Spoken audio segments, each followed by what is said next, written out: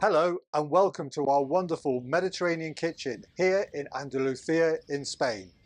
My name is Steve and I'm here to take you on an amazing journey through the diverse and flavourful world of Mediterranean cuisine.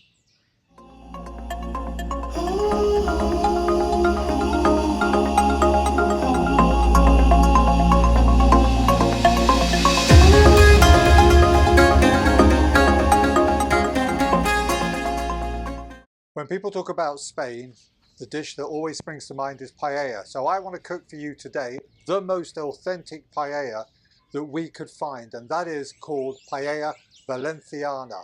So vamos a cocinar, and for those of you that are not familiar with Spanish language, that means let's get cooking. Let's start with where the word paella comes from, and the word paella comes from the Valencian word for pan. This is a paella pan. If you haven't got a paella pan, don't worry, but you do need a frying pan that's got quite a thick base because you are going to be applying quite a lot of heat in the first instance. So we've got the pan on and we're applying the heat. We've got a special paella burner which we're lucky to have here in Spain. First ingredients we're going in with is some beautiful Spanish extra virgin olive oil. Quite liberal with that, and we want that to heat up. Second thing we're going to put in is some salt. We're using sea salt, some flakes of sea salt. They go into the pan. One of the things that is a rule with Paella Valenciana is you're not allowed to add stock, or as they call it in Spain, caldo. All the flavours from the dish have got to come from the things that you add in. So don't be shy with the salt. Get plenty of salt in there. You'll hear the salt crackling, and that's obviously as the pan is warming up. The first ingredients we're going in with is some chicken. Now I like to use chicken thighs. Chicken thighs are got 20% more fat in. That's what gives them the flavour. So straight in, and you can hear the chicken sizzling and going. And we're on full heat here. We want plenty of heat into this pan. We want to sear the chicken on both sides. That means that the moisture will stay in the meat. When you come to eat it, at the end of the paella, it'll be nice and succulent. You're going to turn it. Way, oh hello. A bit lively. One turn on the chicken. Next ingredients we're going in with is rabbit. Again, as I said, this is the traditional recipe for this particular style of paella. If you can't get hold of rabbit, then you can always replace it with some pork, equally as delicious. Again, let the rabbit steer a couple of minutes and get a turn on it. Okay, keep your meat moving. As you can see here, we're getting a nice sear on the rabbit. Don't forget to keep your chicken moving. Fantastic. Lots and lots of heat in that. If the chicken and the rabbit starts to stick a little bit, don't worry. You can free it up because we are going to deglaze the pan in a second with some beautiful fresh Spanish tomatoes. So a little bit of information about paella. Where did paella originate from? Well, it kind of started around the 8th century when the Moors came over from Africa to invade Spain, and they brought with them rice. They discovered in Albufera near Valencia, there was a perfect freshwater lagoon, which was perfect for growing rice. The dish was actually originated where farm workers in the Albufera region near Valencia, they would have this as lunch. And the rules around paella are, actually you can put in what you want, because they would add in anything that was around that they could find. Chicken, obviously, rabbit, snails were quite popular in those days.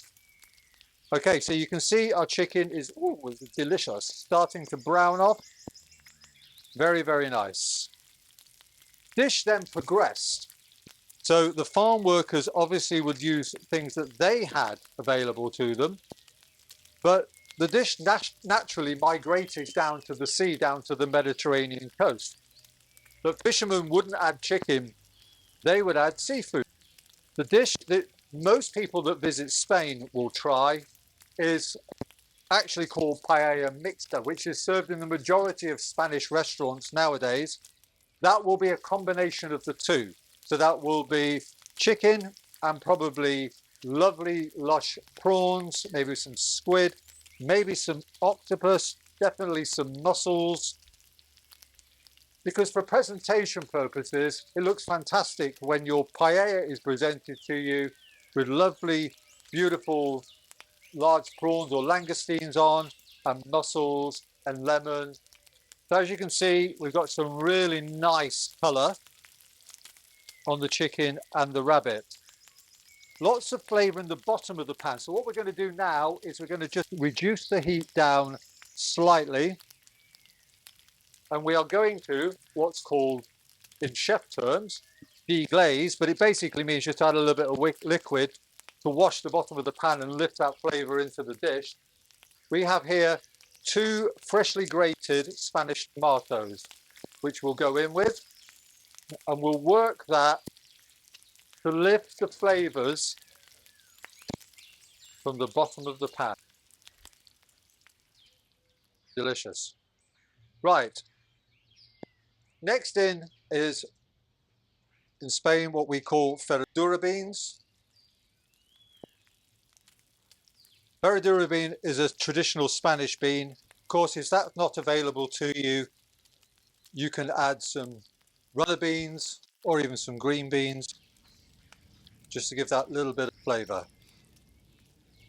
Paella, of course, is something that you cook with your heart, with passion, because it can't be left. You've got to keep moving it and absorbing it. Okay, so next in are 2 main flavour ingredients. We're going in with a teaspoon of smoked Spanish paprika.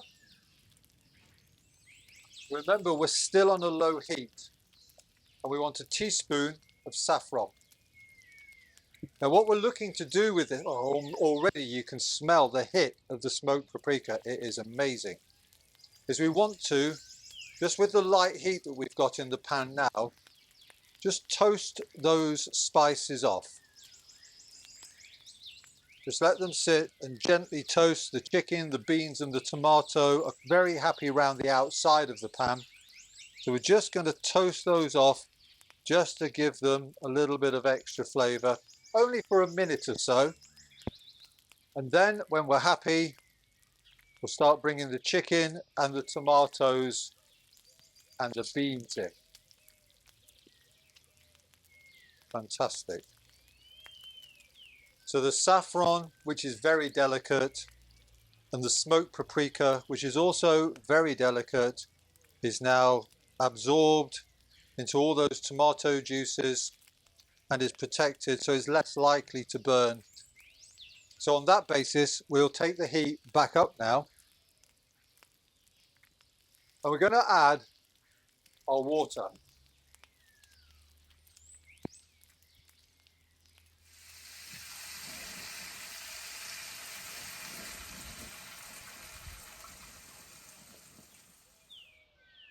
This is probably the most important part of making a paella, because you've got to get your water to rice ratio right. This is a 14.5 inch or 37 centimetre pan, and we're using a 5:1 ratio. So we've put a litre of water in, and we're going to add shortly 200 grams of rice. But it's different for every pan, because if your pan's got a smaller surface area, your ratio might be slightly different. The way to test it is just test it with some rice and water. So make a dish where you put the water in and rice, measure the ratios out and test them to see which works best for you with your pan and your heat source. The water that's gone in was obviously room temperature. It's about 30 degrees here in Spain today, so it wasn't completely cold, but of course the stock will take a bit of time to get up to temperature. So we're going to leave this for a couple of minutes. Whilst it's coming up to temperature, we can add our second bean, which is a white bean called a garrofon bean.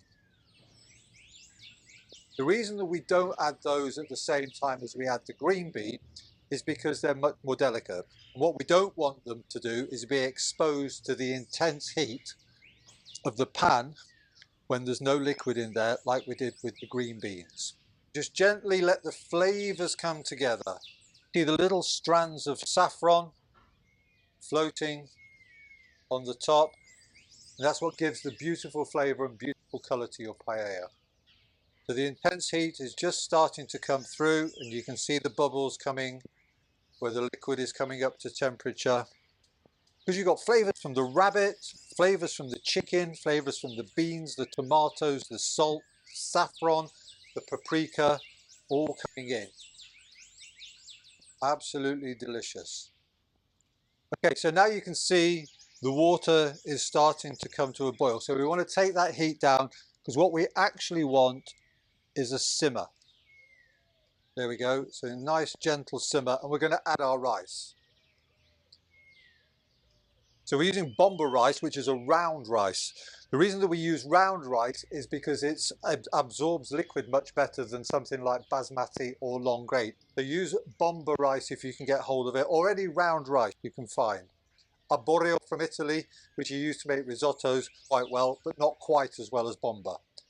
So sprinkle evenly. There we go. Rice is in. So you see some of the rice is now sat on the chicken. So we just want to gently turn the chicken or the rabbit to make sure all the rice is in the liquid. There we go. It's all in. We have a simmer around the edge, which is perfect. Now for the hardest bit, or at least it is for me. Because when I first started making paella and learning to make paella, I just wanted to mess with it. I wanted to stir it. It must be burning. It can't sit there and not burn because it's rice. Well, it does.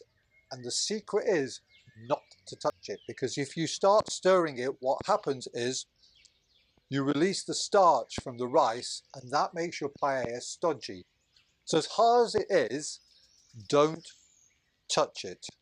Let it do its thing. It's probably going to be 15 to 20 minutes, and we'll show you how it looks when all the rice comes up and the liquid goes down.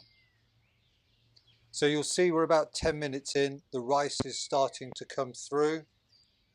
Still got that nice simmer going on around the edges.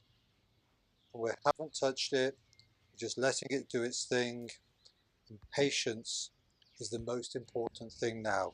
Probably got about another 5 minutes for the rest of the stock to be absorbed. So for the last minute of the cook, we are going to turn the heat up to full. Only for a minute.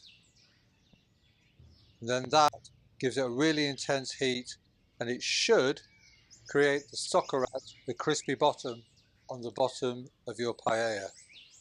Be brave. Okay, and there you go. So all the stock's been absorbed, beautiful flavours together. We've got our socorrat. Just one more thing to do. What I like to do, take a couple of sprigs of fresh rosemary, lie that on top of the paella, and we just let it rest in its own juices for 10 minutes. Here we go, moment of truth. 10 minutes into the rest. So the steam will have been self-contained with the lid, which has absorbed the rosemary flavours into the paella. Here we go.